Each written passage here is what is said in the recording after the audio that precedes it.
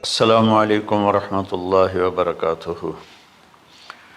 الحمد للہ الذی بیدہ الملک وہو علی کل شیء قدیر، هو الاول والآخر والظاہر والباطن وہو بکل شیء علیم، واشہد ان لا الہ الا اللہ وحدہ لا شریک لہ، واشہد ان سیدنا ومولانا محمدا عبدہ ورسولہ، ارسلہ بالحق بشیرا ونذیرا وداعیا الی اللہ بإذنہ وسراجا منیرا، صلی اللہ تعالی علیہ وعلی آلہ وعلی اصحابہ وبارک وسلم تسلیما کثیرا کثیرا، اما بعد فاعوذ باللہ من الشیطان الرجیم، بسم اللہ الرحمن الرحیم۔ ان ابراہیم کان امۃ قانتا حنیفا للہ ولم یک من المشرکین شاکرا لانعمہ اجتباہ وہداہ الی صراط مستقیم، ثم اوحینا الیک ان اتبع ملۃ ابراہیم۔ وقال تعالی فلما اسلما وتلہ للجبین ونادیناہ ان یا ابراہیم قد صدقت الرؤیا انا کذلک نجزی المحسنین۔ میرے محترم بھائیوں بہنوں، میرے عزیزوں، بچے بچیوں، پوری دنیا کے انسانوں، اللہ کرے میرا پیغام پوری دنیا میں پہنچے، مسلم بھی سنیں، نان مسلم بھی سنیں، کہ اچھی بات تو لینی چاہیے جہاں سے بھی ہو۔ عید قربان جس کو ہم کہتے ہیں وہ قریب ہے، 5 دن 6 دن باقی ہیں۔ یہ ابراہیم علیہ السلام کی سنت ہے، اور میرے نبی نے اس کو زندہ کیا۔ بیچ کے زمانوں میں یہ نہیں تھی، اس کو میرے نبی پاک صلی اللہ علیہ وسلم نے زندہ فرمایا، اور آپ اپنے عید کے موقع پر 2 جانور ذبح فرماتے تھے، 2 دمبے، ایک امت کے لیے اور ایک اپنے لیے۔ سبحان، ایک امت کے لیے ایک اپنے لیے۔ ابراہیم علیہ السلام سے یہ سلسلہ کیسے شروع ہوا؟ ابراہیم علیہ السلام کون ہیں، ان کی ہستی کیا ہے؟ ابراہیم علیہ السلام وہ نبی ہیں جن پر ساری امتوں کا اتفاق ہے۔ یہود بھی ابراہیم علیہ السلام کو کہتے ہیں ہمارے ہیں، عیسائی بھی ابراہیم علیہ السلام کو کہتے ہیں ہمارے ہیں، مسلمان بھی ابراہیم علیہ السلام کو کہتے ہیں ہمارے ہیں۔ آگے پھر یہود موسیٰ علیہ السلام پر رک جاتے ہیں اور عیسیٰ علیہ السلام کا انکار کرتے ہیں، عیسائی عیسیٰ علیہ السلام پر رک جاتے ہیں اور محمد مصطفیٰ صلی اللہ علیہ وسلم کا انکار کرتے ہیں۔ ان ابراہیم لأواہ حلیم، ان ابراہیم لأواہ حلیم، ابراہیم بہت مہربان، رونے دھونے والے تھے، اور ابراہیم کا مطلب بھی ہے مہربان باپ، مہربان باپ۔ ابراہیم علیہ السلام کی کہانی تو بہت لمبی ہے، اسے سنانے کے نہ مجھے سکت ہے، اور نہ ہی آگے جو ہم کاسٹ کرتے ہیں اس میں اتنی ہمت ہوتی ہے، تو ہم شروع ہی کرتے ہیں کہ ابراہیم علیہ السلام سے اللہ نے اپنے بچے کی قربانی کیسے لی، پیچھے سارے واقعات کو چھوڑ کر۔ ابراہیم علیہ السلام کو جب آگ میں ڈالا گیا اور اللہ تعالیٰ نے ان کو آگ سے زندہ سلامت باہر نکالا، تو پھر انہوں نے ہجرت فرمائی اور مصر گئے۔ مصر کا جو بادشاہ تھا وہ ہر آنے والی عورت کو زبردستی 1 رات اپنے کمرے میں رکھتا تھا، تو اس نے حضرت سارہ علیہ السلام کو بھی قبضہ کر کے اپنے کمرے میں رکھا۔ جو ہی ہاتھ بڑھاتا اس کا ہاتھ سوکھ جاتا، پیچھے کرتا تو ٹھیک ہو جاتا، پھر ایسے ہاتھ بڑھاتا سوکھ جاتا، پھر پیچھے کرتا ٹھیک ہو جاتا، پھر ایسے ہاتھ بڑھایا سوکھ گیا، پھر پیچھے کیا ٹھیک ہو گیا۔ تو اس نے کہا یہ تو کوئی اور ہی بات ہے، تو اس نے اپنی بیٹی حضرت ہاجرہ وہ ان ابراہیم علیہ السلام کے نکاح میں دے دی۔ ابراہیم علیہ السلام اس وقت 70 سے اوپر جا چکے تھے اور حضرت ہاجرہ 22 سال کی تھی۔ یہ 3 افراد کا قافلہ ہجرت کر کے فلسطین پہنچا، اور ابراہیم علیہ السلام کی عمر گزر گئی۔ رب ہب لی من الصالحین، یا اللہ کوئی نیک بچہ دے، یا اللہ کوئی نیک بچہ دے۔ اولاد کا نیک ہونا ضروری ہے، ڈاکٹر بنے، انجینئر بنے، عالم بنے، مفتی بنے، ان میں سے کوئی چیز ضروری نہیں، اولاد کا نیک ہونا ضروری ہے، اور اس کے لیے والدین کو ٹائم دینا پڑے گا، والدین کو محبت دینی پڑے گی، والدین کو گود دینی پڑے گی، والدین کو شفقت دینی پڑے گی، ورنہ اولاد اور ماں باپ 2 کنارے بن جائیں گے۔ کچھ تقریباً 84 سال کی عمر میں اللہ تعالیٰ نے حضرت ہاجرہ سے بیٹا دیا، سارہ کی بجائے ہاجرہ سے بیٹا دیا۔ حضرت اللہ کی حکمت تھی، اللہ بھی یہی چاہ رہے تھے، تو حضرت سارہ کو بڑی تکلیف ہونے لگی، کہنے کہ اس بچے کو مجھ سے دور کرو، اس بچے کو مجھ سے دور کرو، میں دیکھ نہیں سکتی۔ تو جبریل آئے کہ اللہ تعالیٰ بھی فرما رہے ہیں کہ اسے یہاں سے دور کرو، کہ کہاں لے جاؤں؟ کہ یہ ہم بتائیں گے کہاں لے جانا ہے۔ تو جبریل انسانی شکل میں اونٹ پہ سوار ہو کر تشریف لائے، اور پیچھے حضرت ابراہیم علیہ السلام اپنی اونٹنی پر، بچہ بیگم، اور آگے جبریل رہبر کے طور پر۔ فلسطین سرسبز ہے، کہیں خشک ہے، لیکن پانی ہے، اچھی آبادی ہے۔ چلتے چلتے چلتے چلتے 1 مہینہ کا سفر کرنے کے بعد جب وہ علاقہ شروع ہوا جہاں کالے پہاڑ، کالے پتھر، کوئی پتا نہیں سبزے کا اور کوئی نشان نہیں پانی کا، وہاں سے چلتے چلتے چلتے 4 پہاڑوں کے اندر ایک وادی سی آئی۔ جب وہاں پہنچے تو جبریل کہنے لگے اللہ کے نبی یہاں ہاجرہ اور اسماعیل کو چھوڑ دیں۔ جب وہ آگ میں جا رہے تھے نا ابراہیم علیہ السلام، تو ایک لفظ نہیں بولے، بس نے کہا حسبی اللہ و نعم الوکیل۔ لیکن جب جبریل نے کہا یہاں چھوڑ دیں تو ایک دم بولے یہاں کیسے چھوڑ دوں، یہاں تو کچھ بھی نہیں ہے، یہ کیسے رہیں گے؟ کہ یہ آپ کے رب کی منشا ہے، یہاں اللہ کا گھر بنے گا، یہاں اس بچے کی نسل سے ایک آخری نبی پیدا ہوگا جو پورے عالم کو روشن کرے گا، آپ چھوڑ دیں۔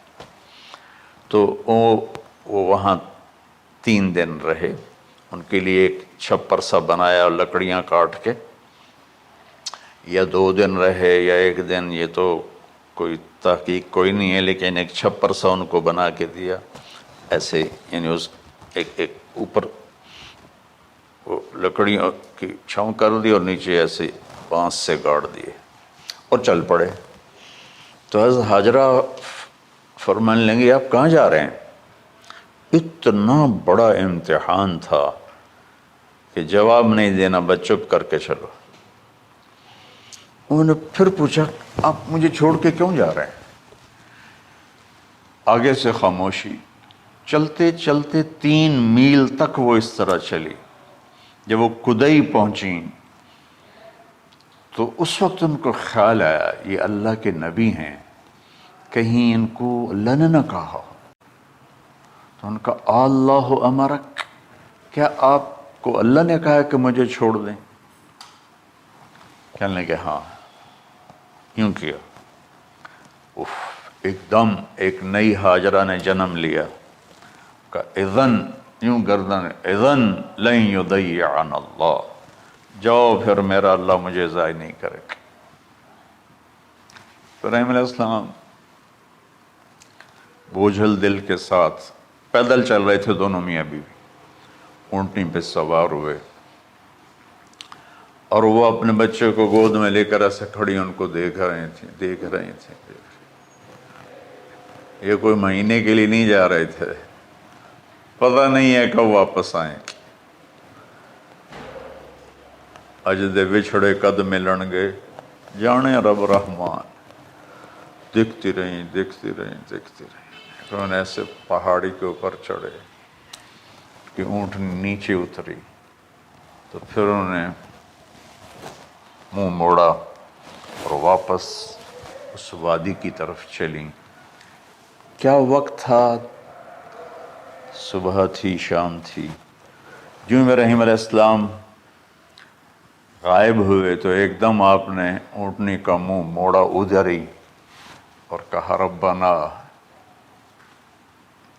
انی اسکنت من ذریتی بواد غیر ذی زرع ربنا لیقیموا الصلاۃ۔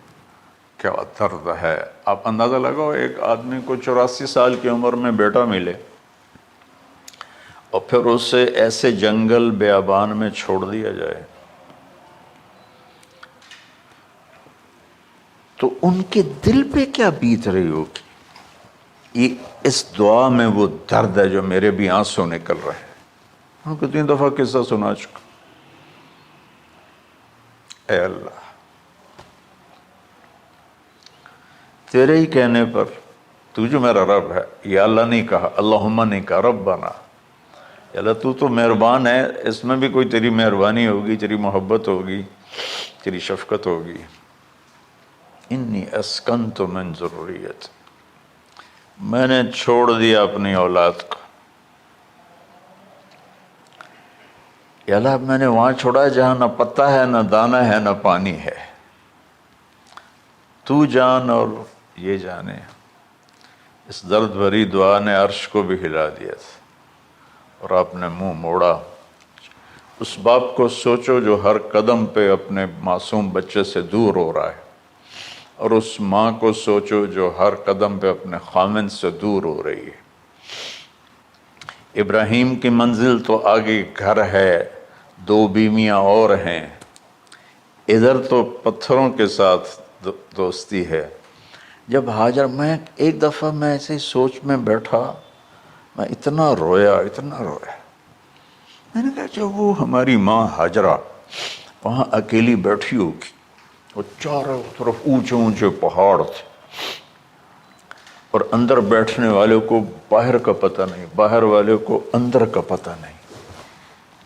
تو شام ڈھلی ہوگی تو اندھیری رات نے کیا ظلم ڈھایا ہوگا، کالے پہاڑوں کا اندھیرا، اندھیری رات کا اندھیرا۔ تارے بھی حیران ہوں گے یہ کون بی بی بیٹھی ہوئی ہے۔ ستارے روزانہ ہی نکلتے تھے، لیکن آج وہ ایک نیا تماشا دیکھ رہے ہیں کہ ایک معصوم شہزادی ایک معصوم بچے کو گود میں لے کے بیٹھی ہے، کون اسے یہاں چھوڑے۔ چاندنی رات ہی تو چاند بھی حیران ہو رہا ہوگا، یہ کیا ہو رہا ہے، یہ کیا ہو رہا ہے، یہ کیا ہو رہا ہے۔ اور وہ تنہا جان آسمان کو دیکھتی ہوگی، یا اللہ یہ میرے ساتھ کیا ہوگی۔ وہ رات کیسی، پہلی رات کیسی گزری ہوگی حضرت ہاجرہ پر۔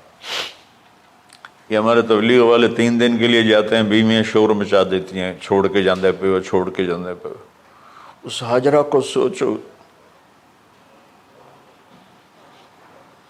جس پر اندھیری رات تھی، اور اسے کچھ پتہ نہیں تھا میرے ساتھ کیا ہونے والا ہے۔ جب دن چڑھا تو سورج نے دیکھ کر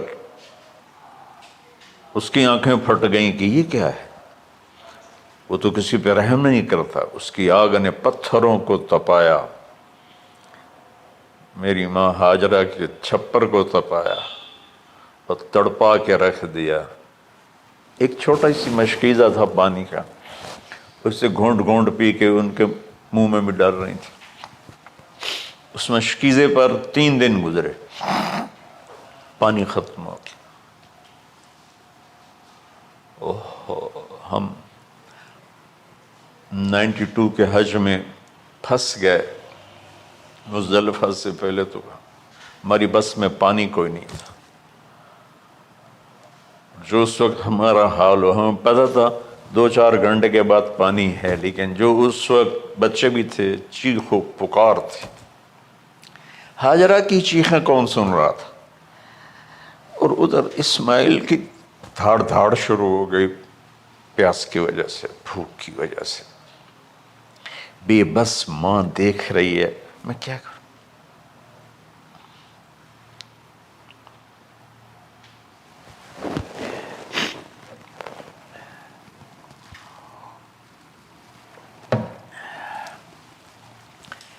میں قطر میں تھا جماعت میں، تو مجھے یہاں کندھے میں درد ہوا، میں ہاسپٹل گیا تو ایمرجنسی سے انہوں لے کر گئے. ایک بچہ تڑپ رہا تھا اس میں، جو ہاسپٹل کا بیڈ ہوتا ہے، چھوٹا سا. اس کی ماں ٹیک لگا کر نا اس کو یوں دیکھ رہی تھی. مجھے نہیں پتا وہ کون ہے، مجھے نہیں پتا اس بچے کو کیا ہے، لیکن آپ یقین مانیں یہ جو میرے آنسو ہیں اس عورت کی وجہ سے، کہ جس خاموش ساز خاموش فریاد سے معمور ہیں ہم، نالہ اگر لب پہ آتا ہے تو مجبور ہیں ہم. جس طرح وہ ماں ساز خاموش تھی اور اس کے چہرے پر درد پکار رہا تھا، میں صرف ایسے گزرتے گزرتے اس کو دیکھا اور میں آج رو رہا ہوں 15 سال کا قصہ یاد کر کے. تو ہاجرہ کے چہرے کو کون پڑھنے والا تھا؟ کون سی ایمرجنسی وارڈ میں بیٹھی تھی؟ کون اس کے لیے کہہ رہا تھا میں پانی لاتا ہوں، کھانا لاتا ہوں؟ موت تھی دونوں ماں بیٹی کی. تو یہ بے قراری میں صفا مروہ کی دوڑ لگائی. انہیں پتا تھا کچھ نہیں ہے.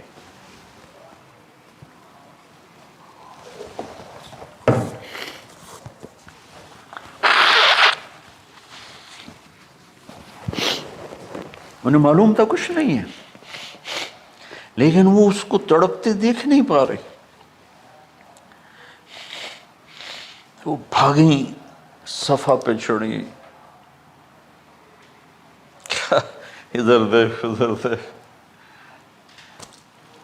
ابھا دیکھاں لمحہ دیکھاں، ڈٹھی دل کو دیواں ٹیکاں، سجن مل سم کے مر پوساں. یہ ہماری سرائکی کا شاعری ہے. مشرق دیکھتے ہوں، مغرب دیکھتے ہوں، دائیں بائیں دیکھتے ہوں، کوئی ہے میری فریاد سننے والا. یہ حالت تھی اس وقت ام اسماعیل کی. نیچے اتری جہاں وہ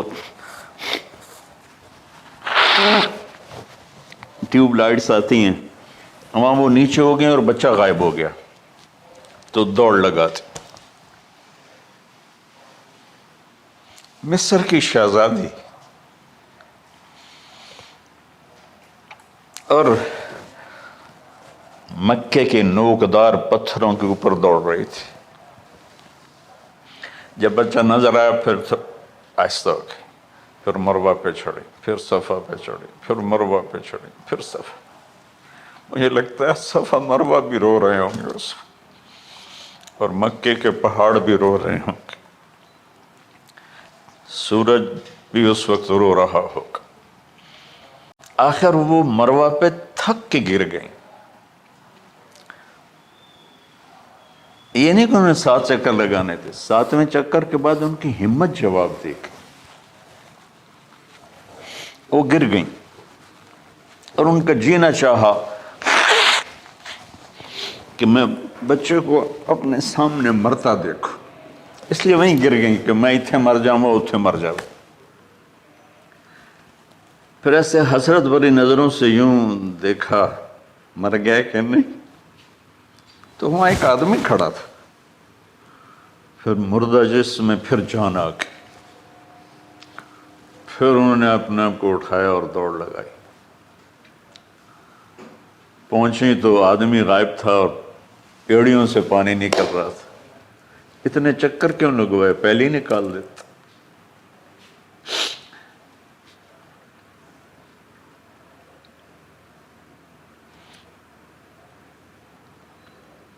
عاشق ہوں میں عشق کماں میں، دل رکھیں وانگ پہاڑاں ہو، سہ صدیاں ہزار اُلام میں، کر جانے باغ بہاراں ہو۔ منصور جے چک سولی دتے، جڑے واقف کل اسراراں ہو، سجدیاں سر چائیں نہ باہو، توڑے کافر کہیں ہزاراں ہو۔ عاشق سوئی حقیقی جڑا، قتل معشوق دے مننے، سر نو جوڑے تے مکھ نہ موڑے، بھمیں 100 تلواراں کھنے۔ سچا عشق حسین علی دا باہو، سر دتے تے راز نہ بن۔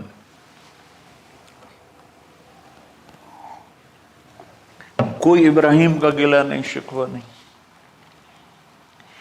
یہ 7 چکر اور تڑپ اور درد، اس کے بعد پانی کیوں نکالا؟ پہلے کیوں نہیں نکالا؟ کہ عشق کا راستہ ہی ہے، میرے گھر کے راستے میں کوئی کہکشاں نہیں ہے، راستہ عشق، عشق اشقا سے۔ اشقا کہتے ہیں آکاس بیل جو درخت کو چمڑ جاتی پیلی، تو وہ درخت اس کا ایسا عاشق ہوتا ہے، سب کچھ اس کو کھلا کے خود خوش ہو کے جل کے بالن بن جاتا ہے۔ اس سے اشقا ہے کہ عشق ایسی چیز ہے، عشق تے آتش ڈوہیں برابر، اتے عشق دا تاؤ تکھیڑا، آتش ساڑے کخت کا نیرا، عشق ساڑے دل جیڑا۔ خواجہ غلام فرید صاحب کی شاعری سنا رہا ہوں کہ عشق میں بھی آگ ہے اور لکڑی میں بھی آگ ہے۔ لکڑی کی آگ خس و خاشاک کو جلاتی ہے، اور عشق کی آگ دل کو جلا کے برباد کر دیتی ہے۔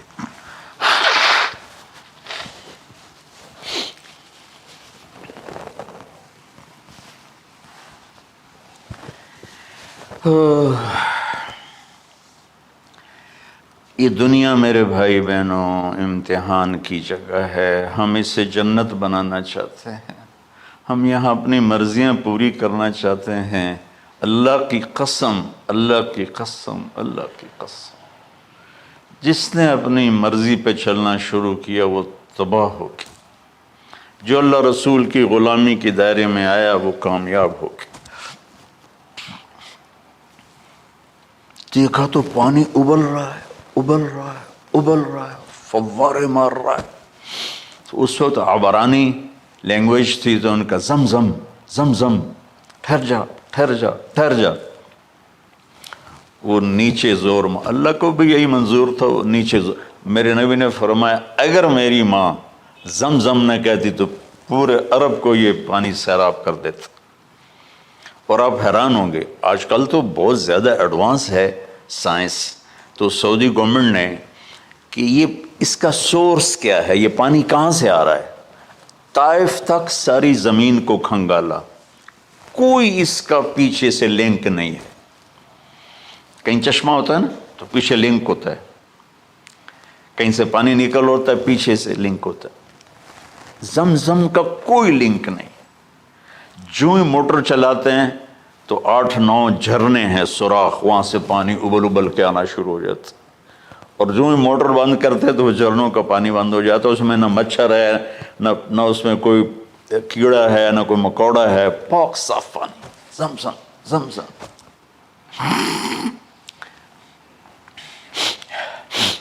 جتنا اونچا بنانا ہو بلڈنگ اتنی گہری بنیاد۔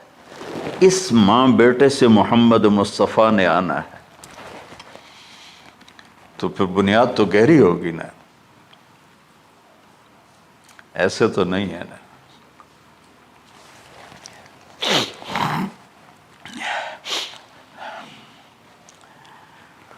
تو چونکہ محمد مصطفیٰ صلی اللہ علیہ وسلم کو اس بچے اور اس ماں سے اللہ نے وجود دینا، پیچھے ابراہیم والد ہیں دینا، ابراہیم علیہ السلام کی نسل میں 4000 انبیاء آئے، بنو اسرائیل میں 4000 اور حضرت اسماعیل علیہ السلام کا ایک ہی جو 1.25 لاکھ پہ بھاری نہیں ہے بلکہ کل کائنات پہ بھاری ہے اللہ کے بعد۔ تو اس لیے پسائی ہوئی یہ جو بناتے ہیں اپنی باڈیز، وہ اپنی کتنی پسائی کرتے ہیں، وزن اٹھاؤ، دوڑو، وہ کیا کیا اپنے آپ کو مشقت میں ڈالتے ہیں، تب جا کے وزن وہ نکھر کے آتے ہیں۔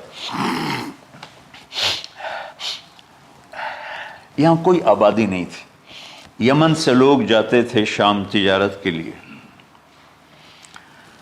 تو قبیلہ جرہم کا گزر تھا، پانی نہیں تھا، تو وہ پانی کی تلاش میں تھے، انہوں نے پرندے دیکھے، وہ کہنے کہ پرندے تو پانی پر آتے ہیں، انہوں نے 2 آدمی بھیجے، آگے دیکھا ایک خاتون، ایک بچہ اور کنواں تو نہیں تھا، پانی چشمہ، تو وہ سارے آئے اور کہا کہ بہن ہم یہاں ٹھہر جائیں، کہ اب ٹھہرو لیکن پانی میرا، انہوں نے کہا ٹھیک ہے پانی آپ کا ہے۔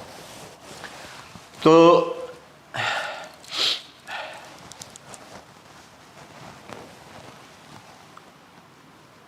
ایک سال کے بعد اجازت ملی، جاؤ مل کے آؤ، مل کے آؤ۔ جس گھاٹی سے ابراہیم کو جدا کیا تھا اس پر کتنی دفعہ حضرت ہاجرہ کی نظر پڑتی ہوگی،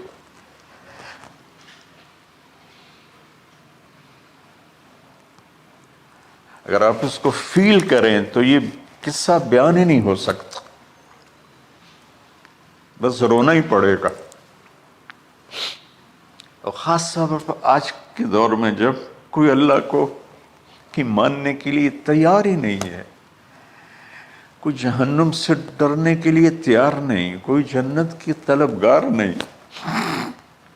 1 سال کے بعد اونٹنی کا سر نظر آیا تو دل اچھل کے آسمان کو جا لگا کہ میری آنکھوں کی ٹھنڈک آ گئی، میرے سر کا سایہ آ گیا، میرے بیٹے کی چھاؤں آیا۔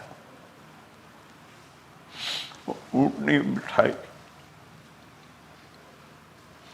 کہا تشریف لائیے، کہنے لگے اترنے کا حکم نہیں ہے، صرف ملاقات۔ نہ آتے صبر آیا ہوا تھا، صبر توڑ کے پھر جا رہے ہیں، تو اف نہیں کی، آہ نہ کر لبوں کو سی، زخم پہ زخم کھا کے جی، اپنے جگر کا لہو پی، آہ نہ کر لبوں کو سی، عشق ہے دل لگی نہیں، سینے پہ تیر کھائے جا، آگے قدم بڑھائے جا، یعنی زبان حال سے کہہ دے اس کے ہاں ستائے جا۔ کوئی شکوہ گلا نہیں ہے، یہ کیا ملنا ہے، نہ آتے وہیں بیٹھے رہتے۔ کہنے لگے اچھا بچہ گود میں دے دو، سینے سے لگا، پیار کی، بہتے آنسو بچے کے رخسار پہ گرے، بچوں کو پتہ نہیں کون ہے۔ کہنے لگی اجازت ہے آپ کا سر دھو دوں، منہ دھو دوں، پاؤں دھو دوں، ہاتھ دھو دوں، یہ پانی پاک ملا ہے، ٹھیک ہے واپس۔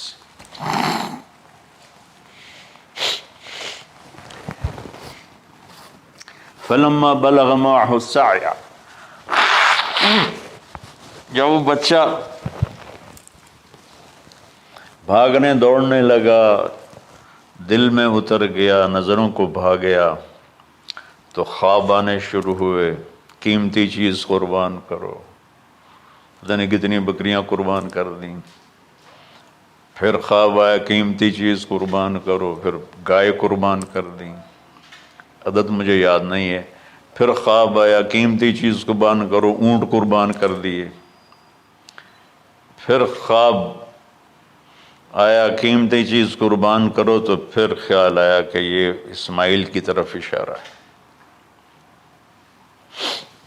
1500 کلومیٹر ہے، 1 مہینے کا اونٹ کا سفر ہے، چھری لے کر ایک باپ بچے کو ذبح کرنے جا رہا ہے، اس مہینے کے ہر منٹ نہیں، ہر سیکنڈ میں اس کے دل پہ کیا گزر رہی ہوگی، کس لیے جا رہا،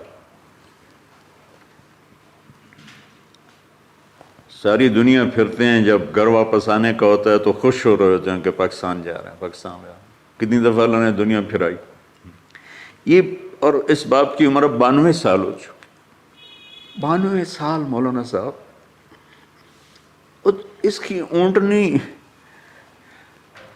کے قدم کے ساتھ نہیں، ہر سیکنڈ کے ہر کروڑویں حصے میں ابراہیم کا دل پھٹتا ہوگا کہ اس معصوم بچے کو ذبح کیسے کرو۔ اللہ کی مان کے دکھا دی۔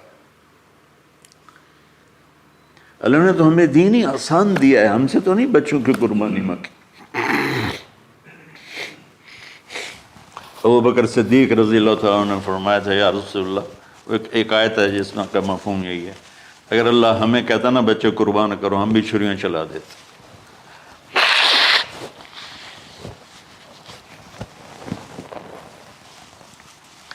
تو میں اس تصور میں جب ڈوبتا ہوں میں رونا شروع کر دیتا۔ عاصم کا بازو ٹوٹا، 6 سال کا تھا، اس کو جوڑ رہے تھے تو اس کی چیخیں نہیں کرنی تھی، میں باہر نکل گیا، مجھ سے چیخیں سنی نہیں گئی، حالانکہ وہ اس کا علاج کرنے کے لیے کر رہے تھے۔ اور یہ 92 سال کی ہستی بڑھاپے میں 1 مہینے کی اذیت برداشت کرتے ہوئے جا رہے ہیں کہ بیٹا ذبح کرنا ہے، بیٹا ذبح کرنا ہے، بیٹا ذبح کرنا ہے۔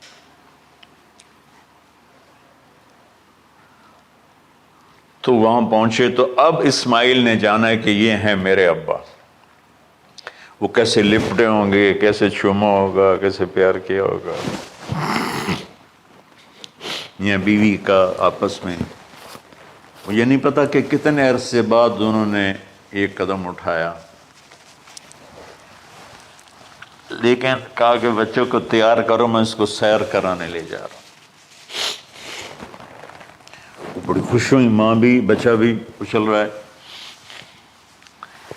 اور لے کے پہنچے جمرہ کبریٰ پر، وہ جو شیطان کو 3 جگہ مارتے ہیں، تو آخری جگہ وہاں اس وقت ایک تنگ سی جگہ تھی پہاڑوں میں گھری ہوئی، وہاں پہنچے تو کہتے ہیں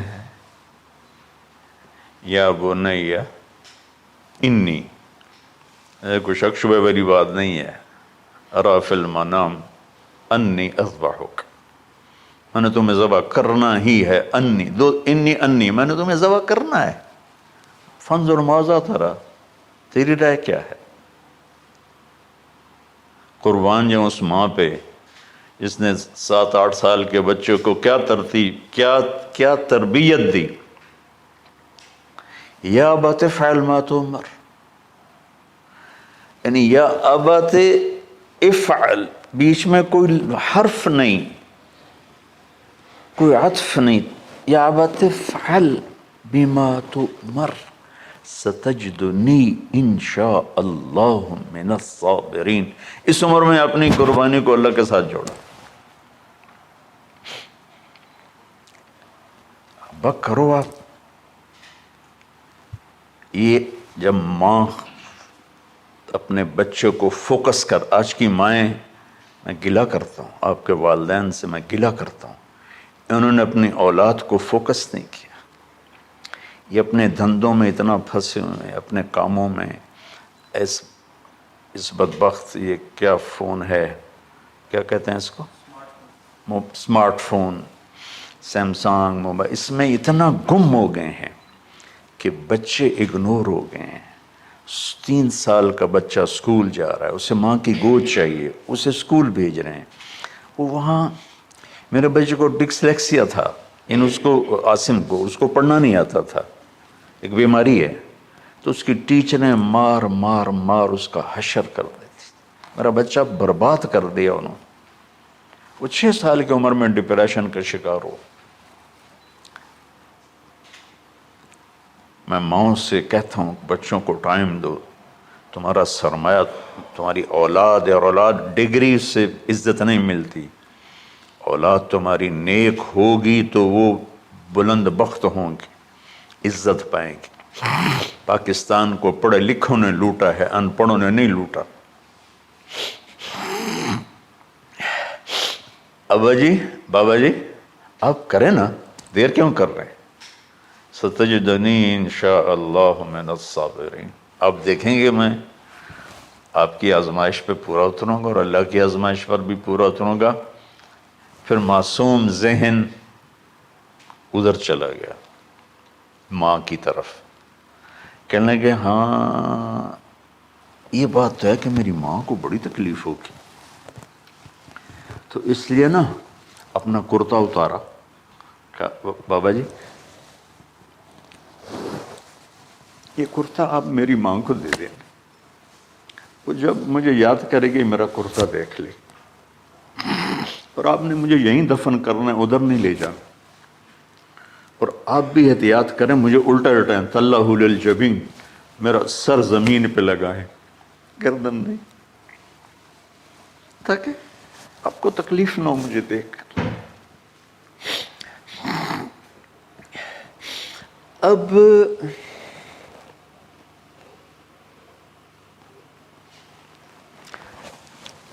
میں تو مرغی ذبح ہو رہی ہوں نا تو اس کو تڑپتے نہیں دیکھ سکتا۔ قربانی کے لیے مفتی صاحبان کہتے ہیں کہ اوپر کھڑا ہونا چاہیے، خود کرے یا اوپر کھڑا، میں نہیں کھڑا ہو سکتا۔ جانور جب تڑپتا ہے تو مجھے کچھ ہونے لگتا، تو میں بچوں کو بھیجتا ہوں جاؤ قربانی پہ کھڑے ہو۔ جیسے ابراہیم علیہ السلام کا تصور کر کے میری چیخیں نکل کہ انہوں نے جب ان کی کمر پہ گوڈا رکھا ہوگا یوں کر کے، ہاتھ باندھے، پاؤں باندھے، اور سر کے بال یوں اٹھا کے یہاں لائے ہوں گے سر کو، اور چھری یہاں رکھی ہوگی، کیا کیفیت؟ تو یوں آسمان کو دیکھ کر کہ یا اللہ کیا تم مجھ سے ناراض ہو گیا کہ میرے دل میں اسماعیل زیادہ اتر گیا ہے؟ یا اللہ ایسا کبھی نہیں ہے، یا اللہ یا میرا کوئی امتحان تو لے رہا ہے، یا اللہ تیرے اوپر سب کچھ قربان ہے، اور یوں چلائی، اور اللہ تعالیٰ نے چھری کی کیا حیثیت ہے، اس نے چلنے سے انکار کر دیا، پھر چلائے، پھر چلائے۔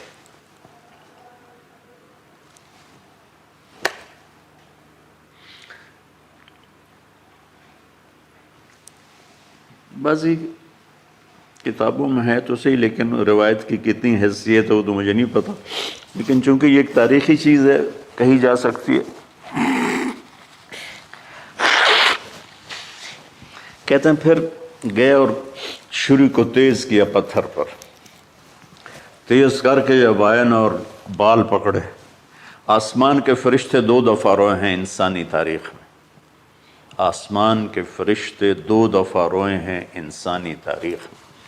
ایک جب ابراہیم علیہ السلام نے ان کی کمر پہ اپنا گھٹنا رکھا کہ سر کے بال پکڑ اور چھری پکڑ کے یہ کہا یا اللہ تم مجھ سے ناراض ہو، تو آسمان کے فرشتوں کی چیخیں نکل۔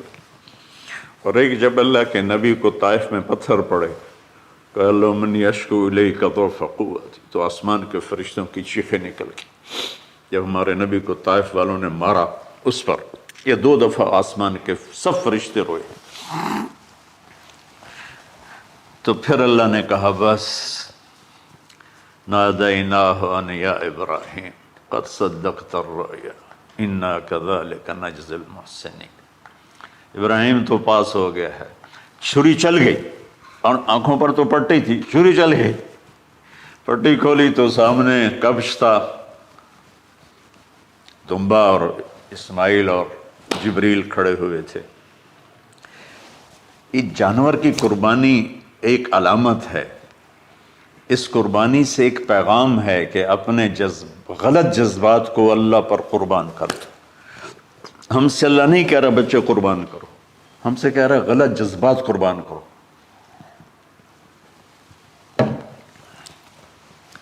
ہم سے اللہ کہہ رہا ہے اپنے جذبات کو دبا دو جو تمہیں اللہ اس کے رسول سے دور کرتے ہیں، ان پر چھری چلاؤ۔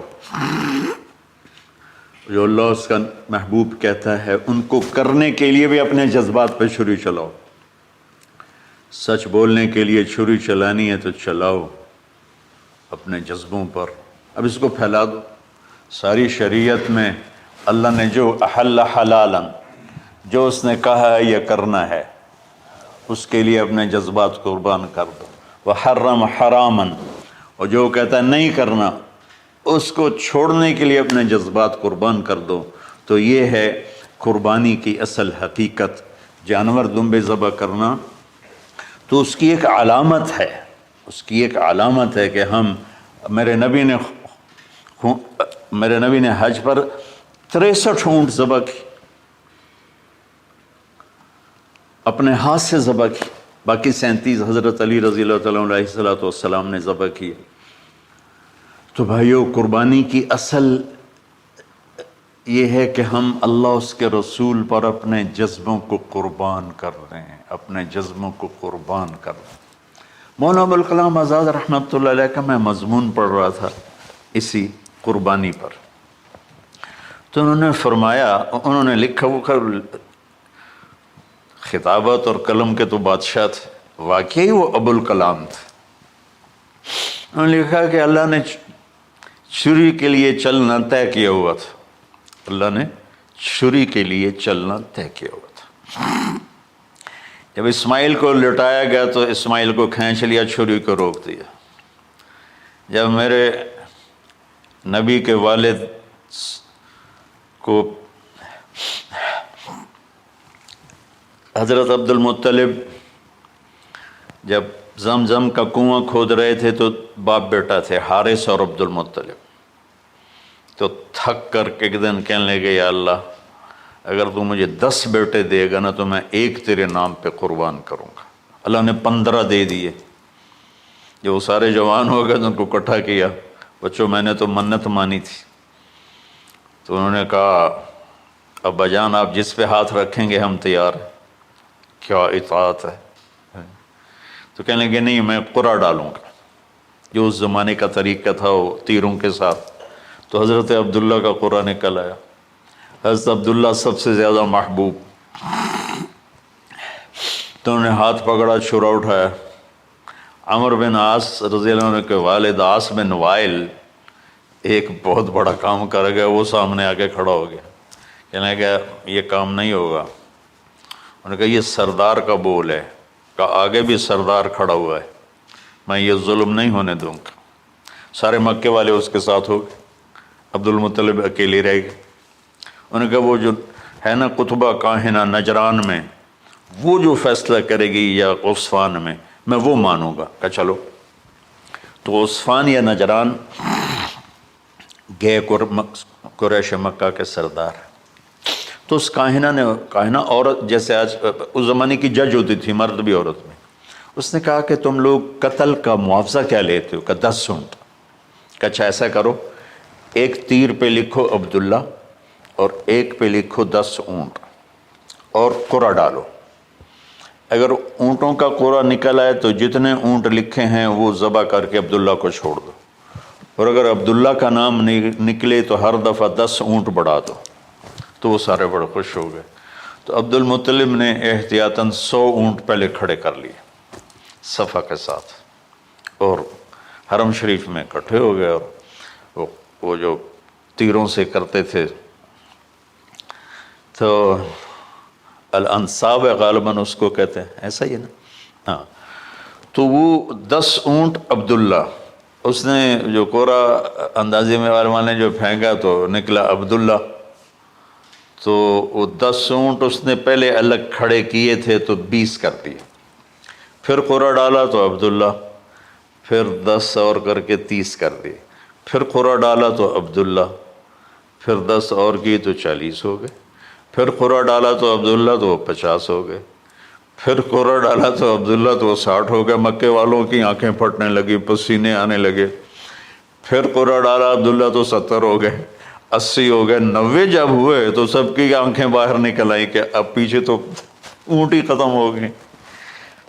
تو پھر قرعہ ڈالا 100 پر تو نکلا 100 اونٹ. تو سب نے نعرے لگائے. تو عبد المطلب کہنے لگے نہیں میں ایک دفعہ اور کروں گا. کیا تو پھر 100 اونٹ. پھر سب نے نعرے لگائے، کہ نہیں میں ایک دفعہ اور کروں گا. پھر کیا تو 100 اونٹ. تو پھر عبد المطلب نے حضرت عبداللہ کو آزاد کیا، 100 اونٹ خود ذبح کیے. تو ابوالکلام آزاد رحمۃ اللہ علیہ فرماتے ہیں دوسری دفعہ وہ چھری چلنے لگی حضرت عبداللہ پر۔ ایک واقعہ بھی اس کے ساتھ عجیب ہے۔ آپ بازاروں میں جا رہے تھے حضرت عبداللہ، تو سامنے سے ایک پہلی کتابوں کی عالم عورت آ گئی۔ اس نے اسے دیکھا تو کہا عبداللہ تیری جان بچانے پہ 100 اونٹ ڈگے تھے نا؟ کہا ایک رات میرے ساتھ گزار لے 100 اونٹ میں دوں گی۔ تو اس نے نور نبوت دیکھا یہاں، تو آپ نے کہا نہیں میں عزت دار ہوں، میں یہ کام تو نہیں کر سکتا۔ تو پھر فرمایا کہ اللہ نے اسماعیل کو نکالا، عبداللہ کو نکالا، لیکن چھری نے چلنا تھا۔ جب حسین کی باری آئی تو اللہ نے چھری کو کہا چلو، اور وہ کاٹتے چلی گئی۔ کیا جرم ہو لکی میرے نبی کی ساری نسل ذبح کی۔ کتنا کہا اذکرکم فی اہل بیت، اذکرکم فی اہل بیت، اذکرکم فی اہل بیت۔ صرف 60 سال بعد امت نے 89 سمیت 72 انسان ذبح کر دی کہ جنازے بھی نہ پڑھنے تھے۔ اقبال نے کہا تھا نا قتل حسین اصل میں مرگ یزید ہے، اسلام زندہ ہوتا ہے ہر کربلا کے بعد۔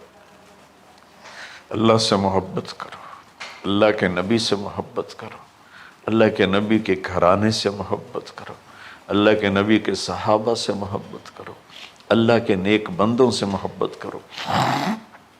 عید قربان کا فلسفہ ہے اللہ اس کے رسول کی اطاعت پہ قربان ہو جانا۔ عید قربان کا فلسفہ ہے اللہ اس کے رسول کی اطاعت میں اپنے جذبات پہ چھری چلا دینا۔ عید قربان کا فلسفہ ہے اللہ اس کے رسول کی اطاعت کے سامنے گردن کو جھکا دینا، اور اس کے لیے جس بھی کڑے امتحان سے گزرنا۔ ہم اللہ نہ کرے ہم امتحان نہیں مانگتے، یا اللہ نہیں مانگتے، یا اللہ نہیں مانگتے، عافیت مانگتے، عافیت مانگتے۔ تو میرے بھائی بہنوں، ہم اللہ کی بارگاہ میں جھکے، ہم اللہ کی بارگاہ میں جھکے، اس کے رسول کی بارگاہ میں جھکے، تاکہ ہمارا یہ جہان بنے وہ جہان بنے۔